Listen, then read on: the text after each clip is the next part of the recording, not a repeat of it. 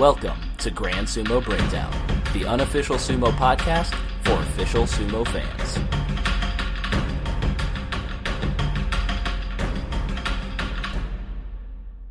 Welcome to Grand Sumo Breakdown. This is Ryan. This is Jake. This is Flerk. And unfortunately, Mac is not going to be here today. He called us this morning, and he told us that the doctor told him the news. He's got a bad case of loving you. We here at Grand Sumo Breakdown wish him a speedy recovery and hope he's with us with the Hatsu preview. That is the worst thing I've ever heard, and I know you well enough to know how proud you are of that. I was so proud. I'm shocked you said it with a straight face. I don't know why you would be talking about Mac's illness like this. He's got a very bad case of the loving you. Oh, goddamn it. But yeah, so Mac won't be with us here today. We're just going to throw out a bonus episode. There's kind of been a lot of fallout and information and punishments handed out for the whole Harumaghazi scandal. So we just kind of wanted to run through the events real quick one more time and kind of just talk about all the fallout that's happened with the coaches, the Takanohanas, the Harumafujis, and all that fun stuff. Do we call him now Devanyamanin Bayamadori? Harumafuji? That was the clumsiest thing ever, but I'm guessing that's Harumafuji's Mongolian birth name? That's his actual, not nickname, that's his actual name. Yeah, his birth name. Exactly, okay. yeah. Because once you retire, like you leave your sumo name behind. Oh, okay. Yeah, you actually can't keep that. Especially if you retire in shame, I would assume. Well, no, Takanohana, wasn't he Takanohana when he... Yes. I don't know the full story there, so I don't want to say anything because it'll probably be wrong. But I do know that he does run his own stable as Takanohana, so he's Takanohana Oyakata right now. Yeah, that's a very good question. I have no idea. Okay, and completely unrelated to this episode. Indeed. But I just ignore this previous minute of conversation. That is pointless, and we have no idea what's going on. But yeah, so I just want to make that point. Like he has a really I'm going to say name. Harumafuji. Well, yeah, because he's Mongolian. I'm going to keep saying Harumafuji. It's just going to happen. Okay, that's fair. All right, so let's just kind of go through with a breakdown of the events of what happened one more time. We have a little bit more information. It sounds like Takanoiwa has finally come out with a statement of what his side of the events were. Does somebody want to walk us through Takanoiwa's side of things? Just stop. Mm-hmm. We'll take it from there, Thank buddy. you.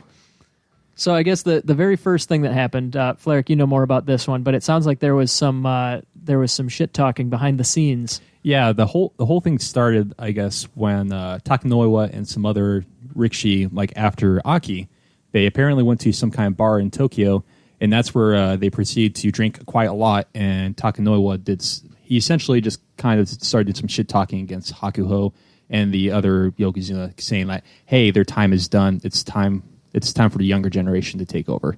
Mm-hmm. And there was one guy there who was apparently a friend of Hakuho.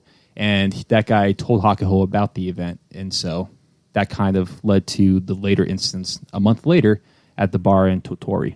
Right, so they were getting together in Tottori. There was, I believe they have some connections to the region, a lot of these Mongolian wrestlers. They get together for a dinner party, and then afterwards the guys go out to a bar, and that's where Hakuho started lecturing the younger guys, right? Mm-hmm. He did a quick lecture to... not Harumafuji, but Takanoiwa saying, hey, my friend told me I heard what you said. That's very disrespectful. You shouldn't do that. I thought it was very interesting to hear that apparently this is where Harumafuji he supported Takanoiwa, saying, hey, this isn't that big of a deal. You don't have to get too hard on Takanoiwa for this. Mm-hmm. Yeah, but that didn't last because after Takanoiwa thought that the lecture was over, he started playing with his phone. Is kind of the consensus of what we've heard. Mm-hmm. Mm-hmm. Started playing with his phone, and then Harumafuji's like, "Hey, what the hell? I was standing up for you," and then it got a little physical. So I think it sounded like Harumafuji started venting at everybody. It's when the lashes went out Kakuryu's direction. Not showing leadership. You don't show leadership, that kind of thing. Yep. Yeah. And then he started beating up Takanoiwa. It sounds like this is one of the parts where there's a lot of conflicting rumors, but it sounds like Harumafuji picked up a beer bottle as if he was going to use that. Apparently champagne, because the beer was served in glasses. There you go. Yeah, but there was a bottle at some point that slipped from his hand. That's what apparently is the official story that they were saying. Yeah, and I know Hakuho said something to that effect. It sounds like Ishiura said something to that effect as well, that there was a bottle in his hand, but it slipped away and he didn't actually use it to assault him. And part of that is, after the fact, Ishiura told Takanoiwa, when Takanoiwa asked what did he hit me with, he said, I don't know, a beer bottle or something. Like he wasn't sure, but I think that's one of the places that it started the rumor that the bottle was the weapon. Exactly. I think there's a lot. It happened so fast. I don't think a lot of people actually saw what happened. So and we've also heard that Hakuho told Harumafuji no weapons or no objects, right? Yeah. So it sounded like, and that's where it came from, like the multiple slaps for a long time. And I think that this is kind of where Takanoiwa and people kind of got annoyed, because apparently, I guess also the criticism for Hakuho is because apparently he just kind of let Harumafuji slap him for several minutes and stuff. That's where the 40 to 50 or so slap hits came from. Right, like it was a sustained beating, like like a minute or so or something. But yeah, I think what's interesting to me is the fact that Hakuho yelled that rather than don't hit the guy. Instead, he said no objects. It sounds like this may be something that's more systemic. Like even if it's not like beating a guy into the hospital, it sounds like they're raised on getting beaten when they're younger and in the lower ranks. It seems like in it's training, a very regular thing, or at least it used to. There's probably some changes ever since like the 2007 incident, I believe, where was that the hazing death? Yeah. Okay. So I would imagine there were some changes from them, but I mean, Hakuho came up before that, so that's kind of what he was used to, and so it wouldn't surprise me that he's like, yeah, beat him up. Whoa, don't beat him up too much, but definitely beat the crap out of him. Yeah. There's a quote from Harumafuji when he was kind of talking about his earlier times that when he first started, he said, "This is a man's world, and I had to get used to the bullying, the beatings, and the diet. And at the beginning, I didn't understand Japanese language or the Japanese culture. It was rough." So it definitely sounded like the beatings were something that was a part of the whole thing. It doesn't sound like it would be fun just going to somewhere you don't know and then getting beaten and yelled at in a language you don't understand and have no way of knowing what to correct. Exactly. It's I imagine it was probably a very trial by fire kind of thing. Like if you can survive it, you're going to come out of it really, really strong. But it's a very rough time. Oh, yeah, definitely. Yeah, and I mean, that's the rationale behind any sort of hazing is that, that either this is how I was brought up or, making it tough makes people strong. Mm-hmm. But like, 10-ish years ago, somebody died from it. Mm-hmm. And here, it sounds like that may be a lot of the after effects here with Takanohana kind of going rogue and whatnot that, we'll get into more detail on that later. But it sounds like that culture, he's trying to bring that to the fore and get rid of that. Mm-hmm. Yeah, because it can definitely go too far. Like, you can rationale that as, this is what made you strong and such, but it's also just very abusive. Like someone ended up dying, and even then, like Takanoiwa did get like probably a severe injury where he couldn't go to the next basho. So we know at the very least that his scalp was split open. Yeah, there's back and forth rumors of like a skull fracture that seem to. What have you heard? You don't think it's the case anymore, or maybe miscommunication with the doctor? I think it may or may not actually have been a skull fracture. I don't think we've heard anything definitive on that. Really, but if it was a skull fracture, that's certainly like a lasting injury. But we know at the very least that he got bloodied up pretty good, and at the very least needed some stitches. And I think there might have been some word that it might have been like a pre-existing thing, the skull fracture that might have. I don't know. I mean, they hit each other in the face hard enough doing tachi eyes that, I don't know. But yeah, regardless though. So when did the karaoke remote get involved? That was, I think, after like several like just doing like open hand like strikes to Takanoiwa for like a couple minutes. Apparently that's where he grabbed a remote or something to attack him. Okay. And that sounds like when Hakuho stepped in and he kind of took him out from there. Because he did not follow Hakuho's orders of no weapons. He did not follow the Dai Yokozuna's orders. Indeed. Yeah. So okay. That sounds kind of when the stuff kind of stopped right there. Like, whoa, this is starting to get serious. Yeah, and they kept yelling at each other. There's some more quotes that we have where Harumafuji was actually yelling to Terunofuji, saying things like, you guys need to talk to us. You guys need to communicate. And Terunofuji said that, I think the phrase he used was, there's a wall between us. Like, we can't talk to you. And I can't climb it because my knee is so hurt. Exactly. Walls are Terunofuji's natural enemy when he's got knee problems. Mm-hmm. But yeah, so I mean, they kept yelling at each other, and obviously we can't know everything that was said.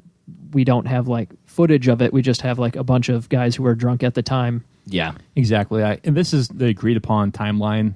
Who knows if there's still a little wiggle room in what actually happened and such. Yeah. So after the incident, what happened next? Sounds like Takanohoy. Somebody else got to talk right now. Takanohana. That's the one. Takano Cha-Cha. Takanohana was the guy in charge of the Jungyo, or like the exhibition tour that they were doing in between bashos.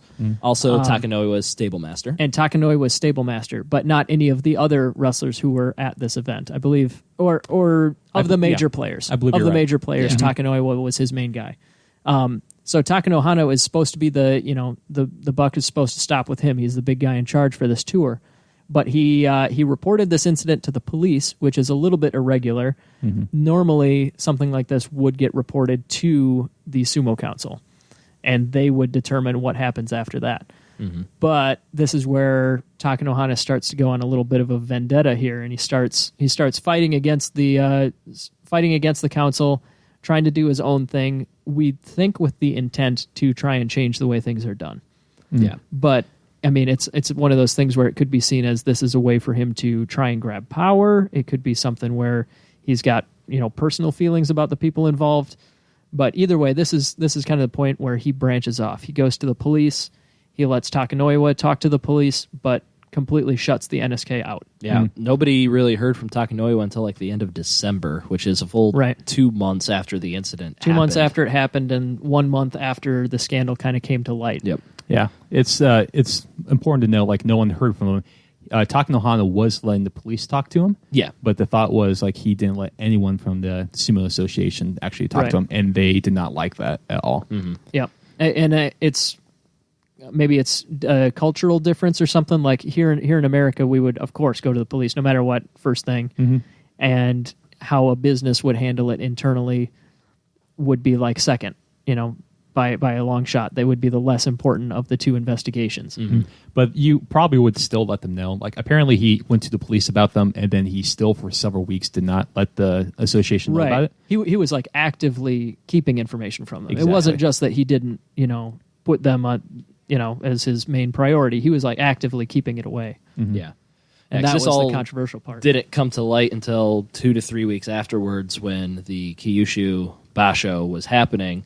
Kind of the first sign that anything was happening was when Takanoiwa pulled out of Kyushu. Kind of mysteriously. Yeah, nobody really knew what was going on there. Nobody really expected that, but didn't really think too much of it because people pull out of Bashos all the time for one injury or another. Exactly, but like the medical receipt that they had was like, like a possible fractured skull, like some cerebral spine fluid leakage or something like that. And that's when people started going like, oh wait, this looks like a skull, like a head injury or something, or like an that. assault. Yeah, could be assault right there. Yeah, if there's intent behind it. But yeah, there's definitely, this is not a minor injury. This is something weird. Yep, that's going on. And I did hear that it was kind of sketchy documentation too. Like there were some questions of what's going on. It wasn't like, and we kind of covered that, talking about like the skull fracture.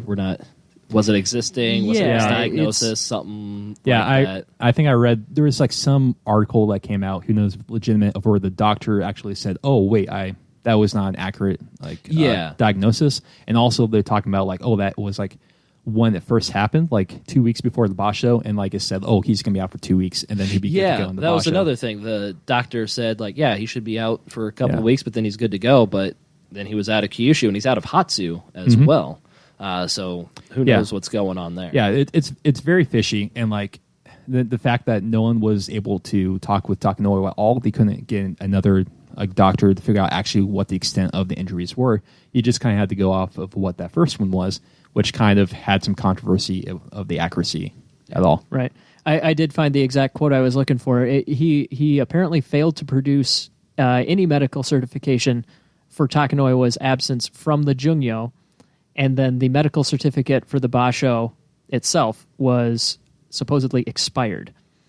So that it was kind of dodgy already, and that's not stuff that we would have heard about at the time. But yeah, it was dodgy from the start. Yeah, and that's where kind of Takanohana starts to kind of get a little shady and stuff, because like here's where it becomes clear that he's not quite as his motivations aren't quite as pure as he wants them to seem. Exactly. Like he's not trying to let just the truth speak for itself. He wants his narrative to kind of go be what's told.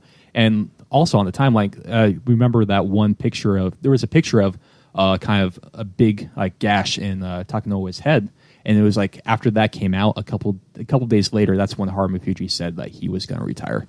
Yeah, so exactly. He was definitely. I feel like he was using the public to kind of force that issue. Right, and Harumafuji, he didn't retire like on the spot. He did start the Basho, supposedly healthy. He'd been having some minor health issues, but nothing that some elbow injuries. Yeah, I think that was the main one. But like he started the Basho. He 0-2. 0-2. He did look pretty poor in that start, and he was kind of dodgy about why he pulled out. So like while this was all starting to come to light that something had happened, he kind of, he obviously his head wasn't in it. He lost 2 matches he should have won. And then he has some kind of dodgy interviews as the scandal's coming to light. Yeah, I don't think he admitted to it like day 3 or 4 that something had happened between the two, and like we talked about before, apologized to everybody under the sun except for Takanoiwa. Yes, about it. But yeah, so specifically day 3 he pulls out, and I think it was either at the end of day 3 or day 4 he had a press conference where he admitted that this has happened. But then the NSK said they were going to hold off on any decisions until after the Basho to decide whether or not he was going to retire. And so kind of while the Basho was going on, just a few details started to come out. We've already covered most of those. We kind of covered it as they came out in our couple episodes before. Yeah, but before the NSK could make any decisions on what to do with Harumafuji, he decided to retire. He made that decision himself. He took that decision away from them.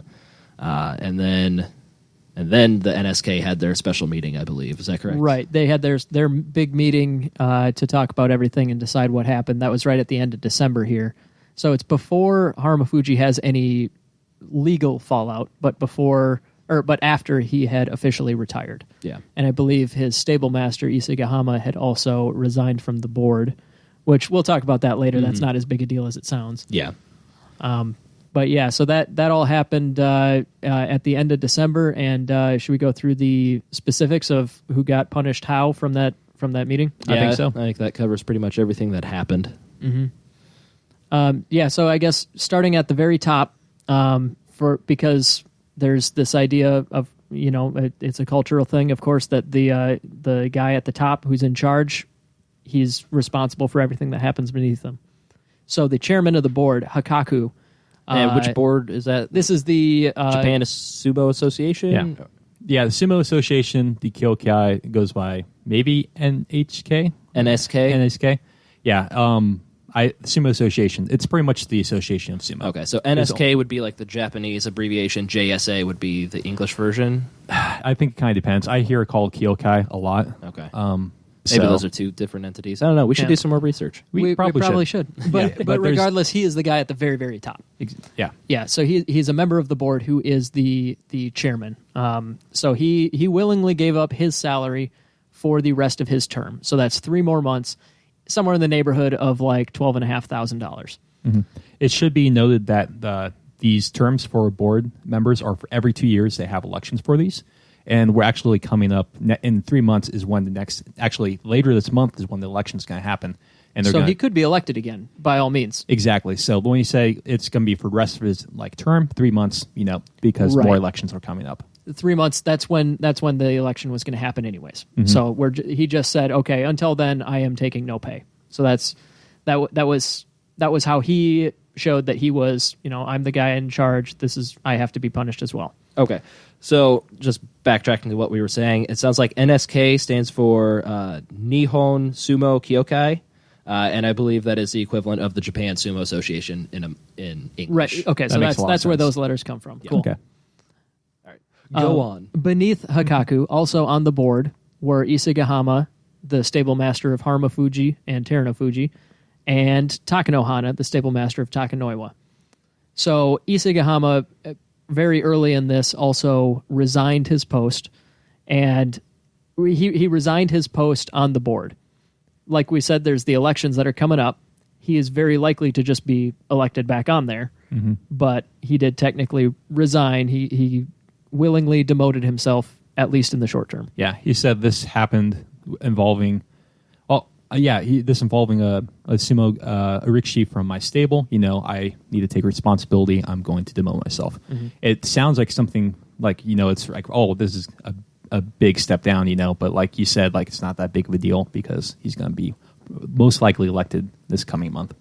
Yeah, more of a ceremonial thing. It kind of seems like just do it for show, but really nothing's. It does. Not feel a whole kind lot of is going to change. A lot like that. Yeah. Yeah, and Takano Hana, the stable master for Takanoiwa, who's been, he's been a thorn in their side this whole way, like keeping everything under wraps and not following the normal procedures. Regardless of his motivation, his actions so far, he did not resign willingly. He had to be removed from his board post. So he is in the same situation. Just the board decided that. He didn't decide that and go through with it on his own. So he is also potentially able to be reelected in a few months back to his post that he had before this whole incident. Moving down from there, the wrestlers themselves. Obviously, there's some fallout for Harumafuji. He resigned. There's his retirement pay, his retirement ceremony that all have to be determined. As of this recording, it doesn't look like there's anything solid about what he's being forced to give up. If there's going to be any changes to the normal pomp and circumstance of a Yokozuna retirement. I'm going to throw this on both of you guys, and I highly doubt either one of you know it, but Asa Shoryu kind of had to retire under similar circumstances. Do we know what his retirement ceremony was or his compensation?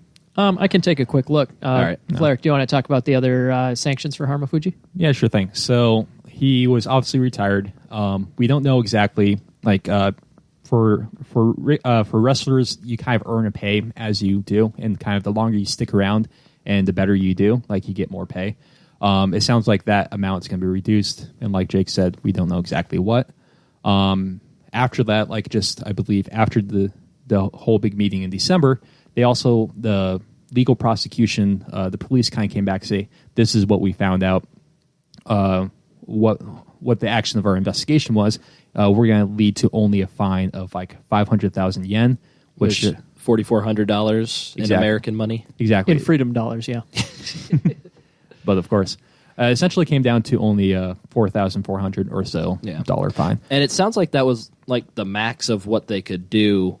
I thought I had read somewhere, it might have just been a comment on Reddit, so who knows the legitimacy of it, but it sounds like that was the maximum fine for that sort of thing where somebody has already like resigned or something like that.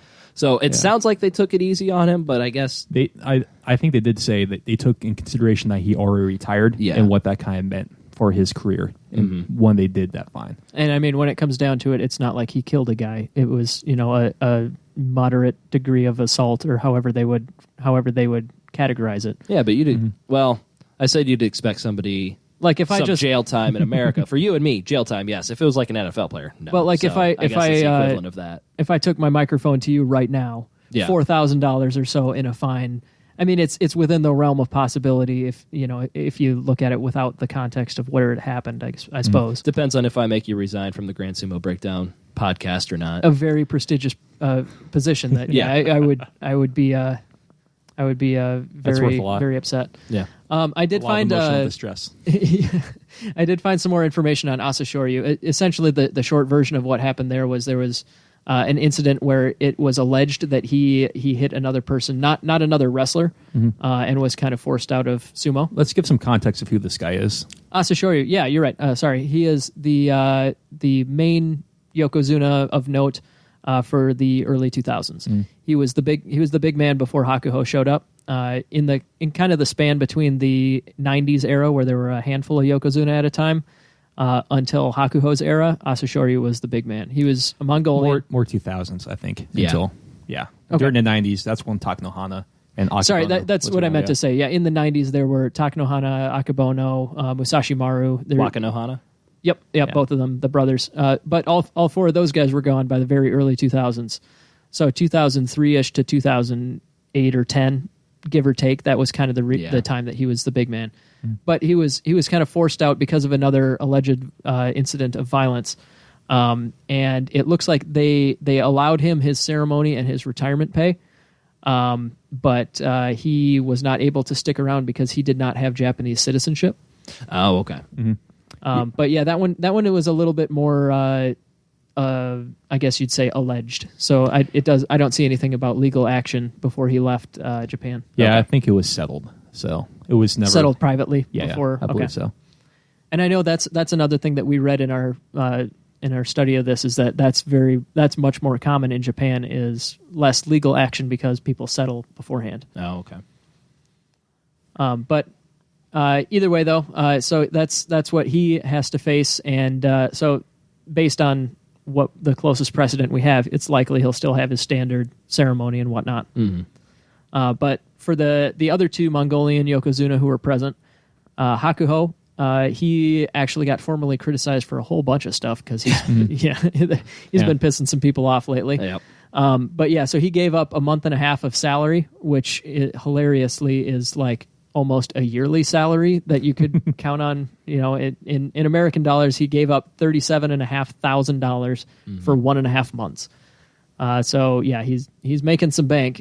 If he's getting paid that much, he probably isn't going to be hurting too bad for losing that. Yeah, I still think you get like some more bonuses if you like win the Yusho or do really well in the Basho. Yeah, I think it's just his sure. base salary. So if he won in Yusho, like all of his, if he won the Yusho in January, he would be ineligible for prizes. You think? I think lastly heard that's he's still going to be eligible for prizes. Oh, I That's the see. last So read it's for that. only his base salary. Only he's his base losing. salary, yeah, and there might be some private sponsorships. Yeah. That's probably not public at all. But If he gets to keep his fat stacks of envelopes every match, I'm sure he's going to be able to put food on the table. And I think with all like 40 Yushos, he's going to be fine. Yeah.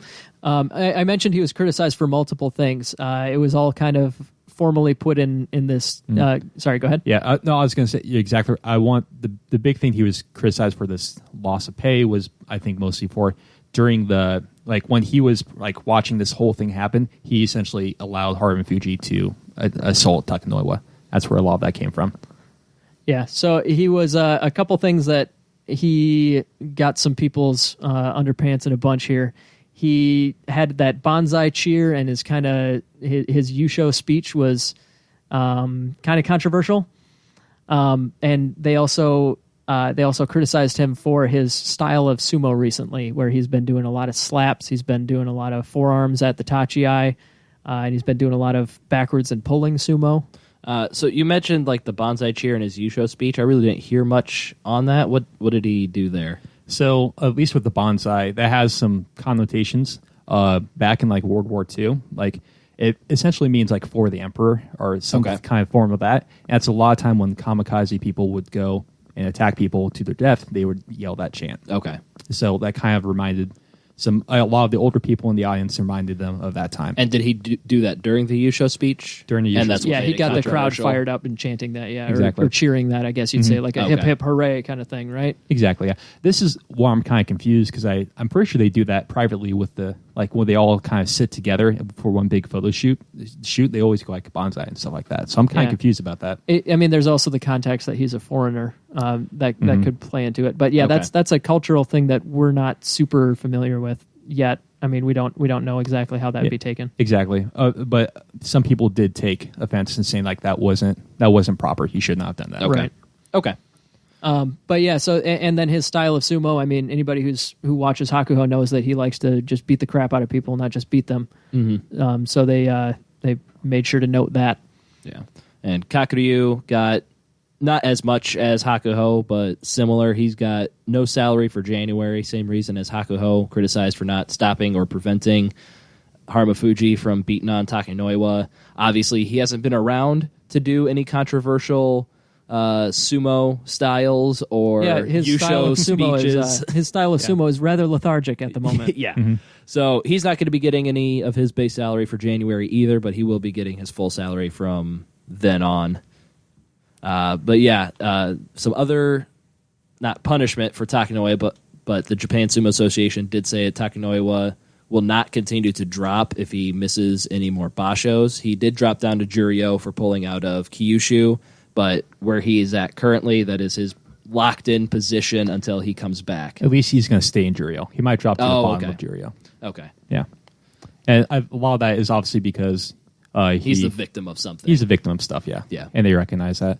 I did hear that like the medical conditions is kind of iffy about what exactly his injuries are, but he did spend like the last couple like month or so in the hospital apparently, and he lost a lot of strength. And so I think he's going to be working to. He lost weight and some strength. I think he's going to be working to get that weight and strength up. Well, he did have a lot of that to lose, so yeah, I don't know. That's true. We'll see what happens. But yeah, and then the other thing from this this big statement and doling out of punishments and whatnot from the council, they, even though Harumafuji retired willingly, before they were able to issue him a formal recommendation for retirement or anything like that. He retired willingly, but they've decided that just to have a formal precedent, they are going to recommend retirement if something like this happens again for anybody at the top of the Banzuke. They phrased it using the word joy, which is a word that we've come across recently here and there. It's referring to the people who are high enough on the Banzuke to at least face the Yokozuna. Yep. Is that how you guys understand that? Mm-hmm. Yeah. So yeah, it's like the top 16 that will face each other. Sure. Okay. So yeah. So anybody in that range. So that's like Megashira 3-ish and up. Probably like 4 now because we got a lot less people in Senyaku ranks than we did at the beginning. Yeah, I suppose beginning of last year. Yeah. So that's something that if it happens again, they just made it a formal statement that this is our official position. Is we're going to recommend you retire. Yeah. All right. So that's pretty much everything that happened and all the fallout from that. But one of the big things, obviously the biggest thing, is Harumafuji retired. He decided to do that. He wasn't forced to do that. Obviously, he would have been forced to do that. But should he have been forced to do that or decided to do that himself? I probably could have said that way more elegantly. I apologize. What Ryan's trying to say is it's debate time. So there's a couple people at this table who think that Harumafuji didn't necessarily need to retire or be forced to retire for this, and somebody else at this table who thinks that he absolutely should have been forced to retire. I mean, you could just say our names. We're right here. All right, so Jake and Flerick don't think he needed to be forced to retire. I think he absolutely should have. I have a killer argument, so I'm going to let these guys embarrass themselves before I wipe the floor with them. No, you go first. Well, we'll let you go. No, go ahead. No, it's fine. I have a rebuttal, not a... Oh, you have a rebuttal. Yeah. Okay. All right. Well, I can start us off, and then hopefully Flerick can back me up a little bit here. I'm not like super firmly in this camp. It's not the hill I'm going to die on, but it's, I'm leaning towards I don't think he needed to be forced to retire. I think my reasoning here is that it may just be like a cultural difference, maybe, but like if a top athlete in America had an almost exact same kind of incident here, I would anticipate a suspension. I would anticipate a fine. If, like, let's say, not Tom Brady, maybe Tom Brady in this. We don't even need to go to hypotheticals. Ezekiel Elliott was suspended 6 games for allegedly domestic abuse against. I thought you were going to let us lay out our case and then rebut it. I wasn't. Whatever. Right. So I was backing you up. Is Ezekiel some kind of race car driver? No. Okay, that's right. Flerick doesn't know anything about American football. He is a running back for the Dallas Cowboys who was suspended for 6 games for domestic abuse against his former girlfriend. So yeah, if we're talking American football, there's of course Ray Rice. Yep. There's also Adrian Peterson, who is the other Cowboy. Greg Hardy.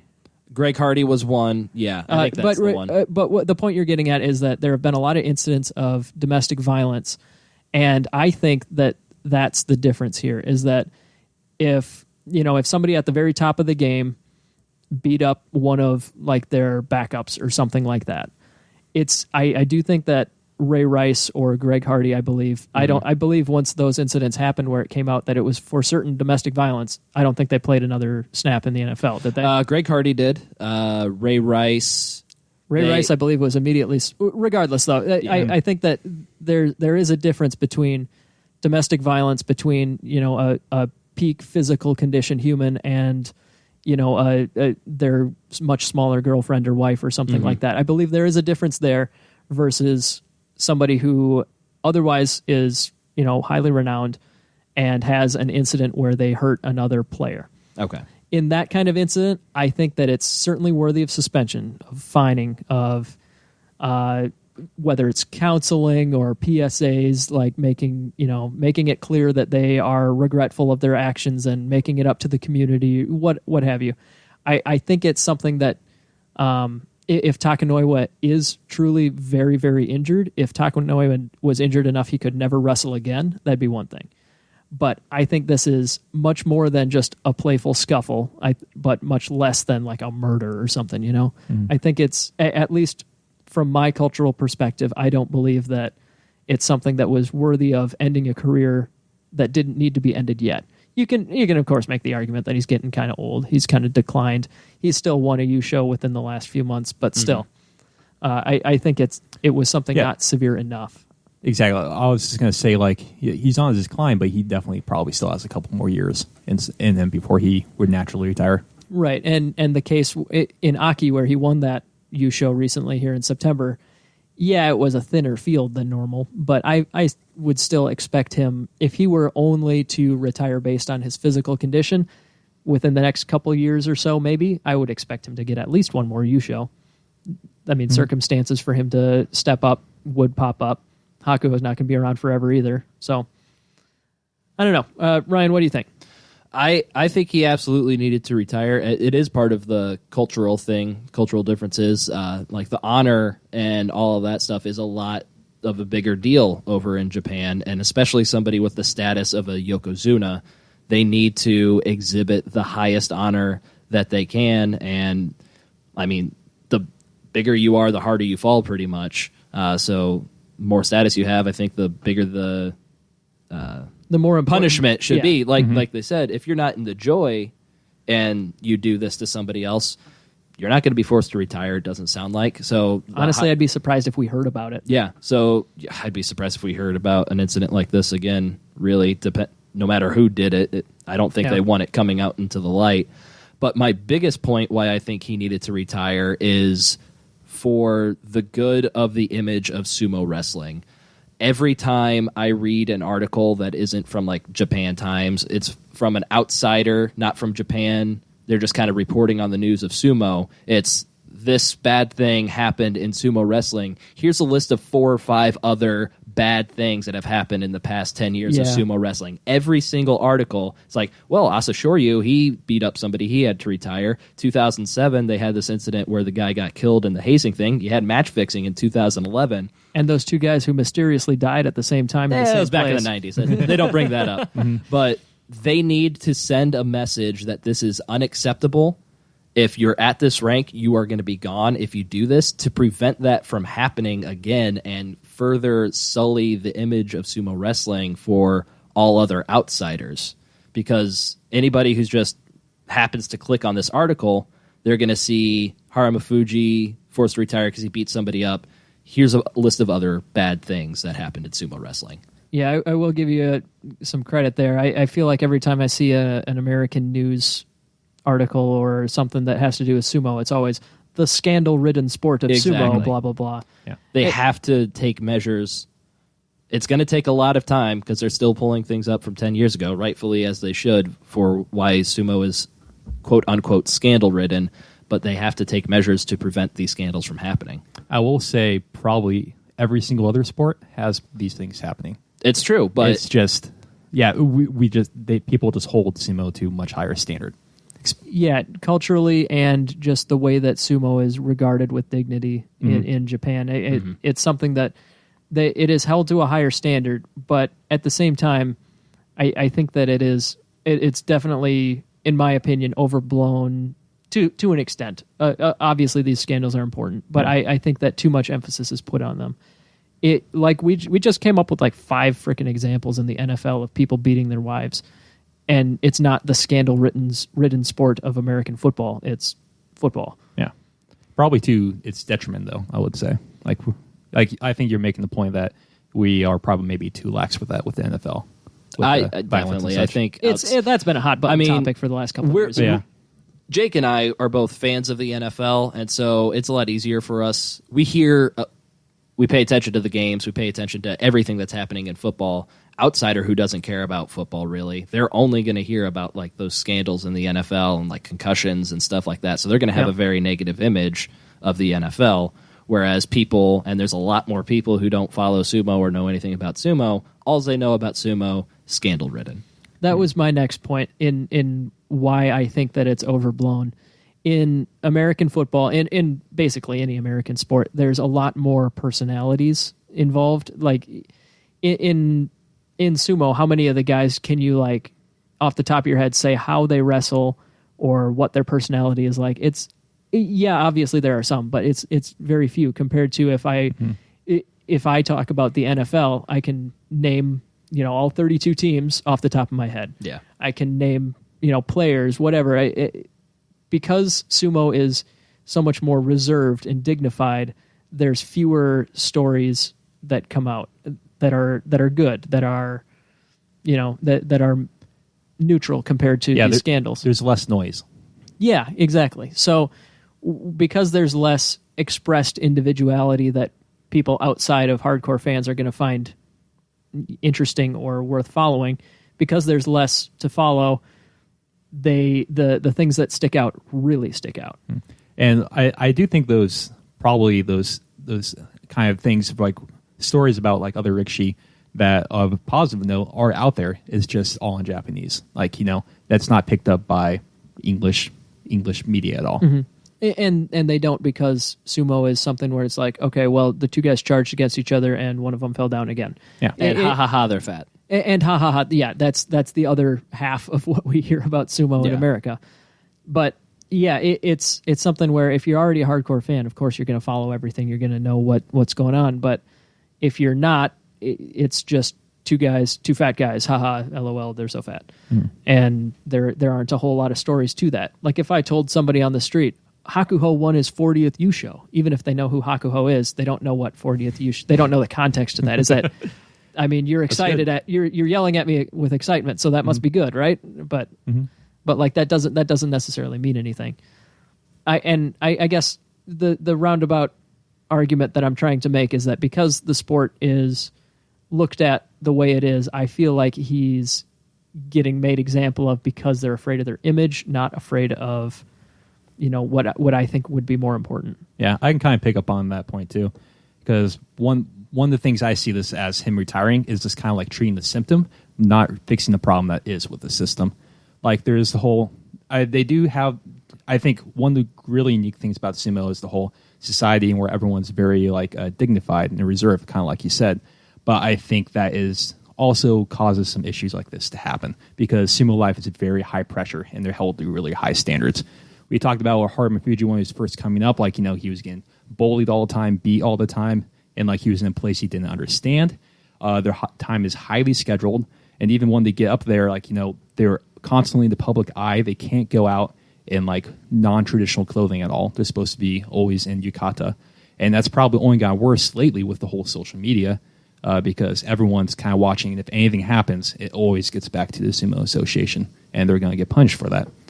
And then also, it's probably one of the most brutal sports schedules like out there. Like they have, for sure. Yeah. So they're just putting crazy tear on their body, and they have like one injury away from ending their careers right there. Yeah, that's a good point. I'm gonna bring it up here, but like Hakuho, he's been around forever. He's getting old. Well, he's 32.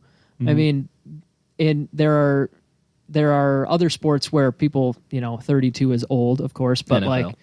like, depending on position, sure. Yeah. But like, it's something that wears you out so fast, and it's so quick and brutal that by the time you get to 32, you're old, you're falling apart.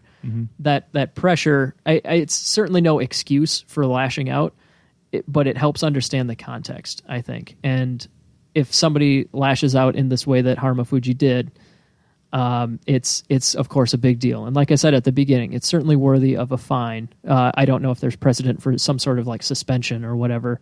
I know there's precedent for you can't demote a yokozuna and allow them to continue. I can't remember exactly who that was, but that's been established as precedent. They won't do that. But I think my main reasoning here is that if the same thing happened in any other sport to one of the guys that I want to watch compete the most, I would not expect him to be forced into retirement quite like this. But sumo isn't just any other sport. This is This is the national sport of Japan. It is deeply rooted in the Shinto religion. It does have the honor. It does have holding themselves to a higher standard. It isn't like the NFL. They probably look down on the NFL and their punishment system. But it's because of all those reasons, because they hold themselves to those high standards, that they have to force the retirement for these sort of things. Mm-hmm. Yeah, and I would argue that it's not sustainable in today's world. And it's once again, some from America saying, "Hey, this is how you should do your." Hey, Japan, this thousands of year old thing. We're some 20-something guys. We're telling you this is how you should do it. Let me tell you what. Yeah, adjusts glasses. But it's not just us. Takanohana is actually known as a voice that really wants to modernize sumo as well, and he's not alone. A lot of the younger oyakata, the sumo elders, are usually on his side as well, saying, "Hey, something to change. This worked like back in the day, but this is no longer going to work. We have to change some things to make it a little bit better." Right. So even if he's been a little bit of a dick about it, there are ways. There's overlap between me and Fleric here and Takanohana's motivations, at least. So I don't know. And like you brought up that, of course, it's not like the NFL or America. We would consider our national sport baseball probably, but like it's not anymore, rooted in our religion or our culture the same way. Yeah. So I get that argument, and that's why I'm certainly debating on the side of I don't think he should retire, but that doesn't mean that I'm not like really close to the middle on which way it should go. Yeah, I would say we do agree. I would say violence is bad, and it should definitely have some kind of punishment. Violence is bad. Big, that's true. But the punishment should fit the crime. And the problem with this scenario is like we don't know actually what happened. Well, we kind of know what happened, but there were so many roadblocks into getting a proper investigation. Like we have no idea what the injuries were with Takanoiwa at all. Yeah, but I mean, I think my point stands, at least for myself. I still think that would be the case if we're assuming everything's true. Okay, if we assume everything's true, my point doesn't change. I still think that it's, like you said, the punishment should fit the crime. I don't think we should take into account like the injuries. Like if he beat on Takanoiwa for a full minute and then got a karaoke remote involved and started beating on him, and he just happened to get out scot-free, I think the same punishment should happen. You shouldn't, just because the actions were like more severe or less severe, you should punish the actions, not necessarily the results of those actions. I don't know. If I slapped you in the face, you'd be pissed about it. But if I slapped you in the face and you fell over and hit your head and died or something, the crime would be different, even if my action was pretty similar. I get the idea that I mean, understand your point. I know that was a stupid example, but that's that. I don't know. I still think that it's too severe. Yeah, the concept's still there. Right. The results, like I said, like there should be, should fit what actually happened. So, but yeah, I don't think that we've swayed each other very much here. I think me and Fleric are you close to the middle here? I'm very close to the middle. Yeah, I think a lot of it is. If I knew more exactly what the injuries were, I would be entirely for him retiring on his own. Yeah, if it comes out that he is he's got concussion symptoms, a skull fracture, regardless, I mean, that would certainly shift the sympathy towards him more. Exactly, yeah. So, the big thing I had a problem with is the whole investigation it came off as very, very shady, because with the whole Takanoiwa trying to manipulate the situation for his benefit, it just kind of gives off a shady, corrupt vibe. Just because the the things around it were kind of shady, everybody agrees there was an assault, that it happened, and that Takanoiwa was hospitalized for one reason or another, and he's missing at least 2 bashos. Mm-hmm. Those are undisputed facts. Yeah, but it doesn't matter how shady Takanohana was about it, whether or not it does, because whether or not he's missing that second basho because of injury, or just because, we don't know. They missed the first one because of injury, or just because. I'll grant you that. I'll grant you that. So I don't like that at all. I think there should. I actually really agree with Takanohana. He should went to the police and give him all the information, go from there.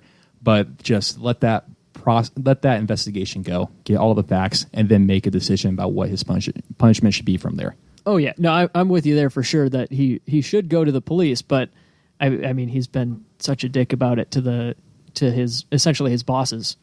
Like that part's completely unnecessary. But yeah, if his intentions are what they appear to be, or what he says they are, and he's trying to get reform, then yeah, that part I would agree with it. Yeah, but it's just super. I think it's super shady. That's the thing I don't like about the whole thing. And that's another debate that we should have, is the role of modernization. But as it comes down to this particular incident, it's, I don't know. I think me and Flair think it's a little bit too severe for the crime, and Ryan, you think it's the for crime the image is, of sumo. I think it's with necessary. the greater context. Yeah. And I can completely see that side, even if I'm slightly on the other side. Yeah. No, so I think that'll wrap up. We've rambled for way too long on this. So if you liked this podcast, if you want to go ahead and go to iTunes, leave us a 5-star review. That would be great. Yeah, if you want to. You can also find us on Facebook at Grand Sumo Breakdown and on Twitter at GSumo Breakdown. You can check out our blog, grandsumobreakdown.wordpress.com, for fantasy and other goodies. And my best Mac impression, if you have any comments, questions, or there's always something else he says. Is it corrections? Corrections. Man, we need him back. He's the glue that holds this outro together. You can email us at gsumobreakdown@gmail.com. Or is it Grand Sumo? It's Grand Sumo. We need Mac. We need back. Mac, get better. We need you back, man. Oh, God. We're a mess. Yeah, but until Mac gets better, he will be. He'll be back. And he's not actually sick at all. He just can't make it, scheduling things. If we're going to be all honest with each other here. It's really cold here. It is really cold. Isn't it his parents? I don't know. Whatever. it's BS. We're recording podcasts here. Yeah. So we'll see you for our preview episode of the Hatsu Basho. We anticipate having that up Thursday or Friday. We keep pushing the preview episode off later and later because people keep pulling out later and later. Yeah, we got to find the balance of that. Maybe if there's any feedback on what day listeners would prefer to have that'd be good. I know that I would prefer having a couple days in between to digest what's discussed before anything starts. But we're open to feedback. But until then, when we talk about Kakuryu making his comeback and then he eventually pulls out after we record it, we'll see you later.